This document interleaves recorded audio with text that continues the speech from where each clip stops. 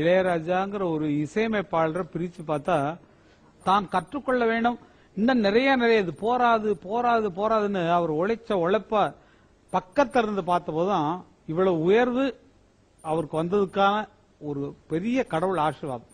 அன்னக்கிளிங்கிற ஒரு படம் வந்த போது பஞ்சவர்ணாசலம் ஒருத்தருக்குத்தான் அவர் மேல நம்பிக்கை இருந்தது. அப்ப பாவல பிரதர்ஸ் பேர்ல தான் அறிமுகமாக இருந்தோம்.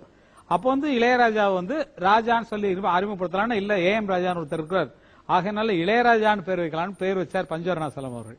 பஞ்சவர்ணாசலம் பேர் வச்சார், அதுக்கு தான் இளையராஜான்னு வந்தது. அந்த டைம்ல மத்தவங்க யாருக்குமே நம்பிக்கை கிடையாது. அவர் மியூசிக் பண்ணுவாரு, ஆர்கஸ்ட்ரேஷன் பண்ணுவார், யாருக்கும் தெரியாது.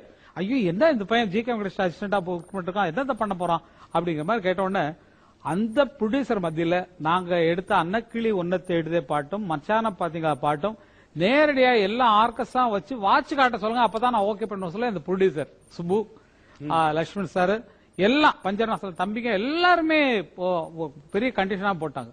பாலாஜி கல்யாண மண்டபம் ஒண்ணு கலைஞர் கண்ணதாசன் வீட்டு பக்கத்துல இருக்கு, பாலாஜி கல்யாண மண்டபம்.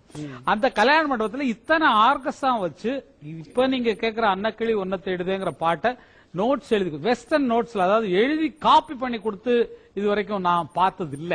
அவர் நோட்ஸ் எழுதி அதை காப்பி பண்ணி ஒருத்தர் முதல் நாள் நைட்டே ப்ரிப்பேர் பண்ணி வச்சிருவார். அங்க போய் 1 2 3 4 கொடுத்தா வரும். அப்ப கேட்டு பிரமிச்ச அந்த பிரமிப்பு இருக்கு பாத்தீங்களா, அது அன்னக்கிளி ஒன்னத்தை எழுது. அது ஜானகி நேரம் வந்து ரிஹர்சல்ல பாடுறாங்க. அப்படி தன்னுடைய உழைப்பு அந்த இசை தான் நினைக்கிறது வர்ற வரைக்கும் விட மாட்டார். எவ்வளவு பெரிய பாடகராக இருந்தாலும் சரி, இதுதான் எனக்கு தேவை அப்படின்னு சொல்லக்கூடிய ஒரு ஆணித்தரமான ஒரு ஆள்.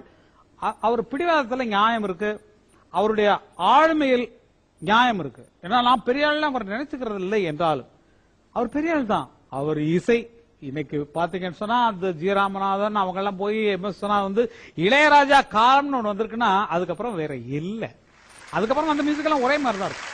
நீங்க நல்லா எடுத்து பாத்தீங்களா, ஒரு அடையாளம் காட்டி ஒரு தமிழனுக்குரிய ஒரு அடையாளத்தை காட்டி நமக்குள்ள இவ்வளவு விஷயங்கள் இருக்குங்கிறத கொண்டு வந்த ஒரு பெரிய பெருமைக்குரிய ஒரு ஆளுக்கு தம்பியா பிறந்தது ஒண்ணு மிகப்பெரிய பாக்கியம், மிகப்பெரிய பாக்கியம். நானும் ஒரு ரசிகன் தமிழ் சொல்றேன், நமக்கு சினிமாவுக்கு இசை உலகத்துக்கு கிடைச்ச மிகப்பெரிய வரம் இளையராஜா. நன்றி இறைவனுக்கு.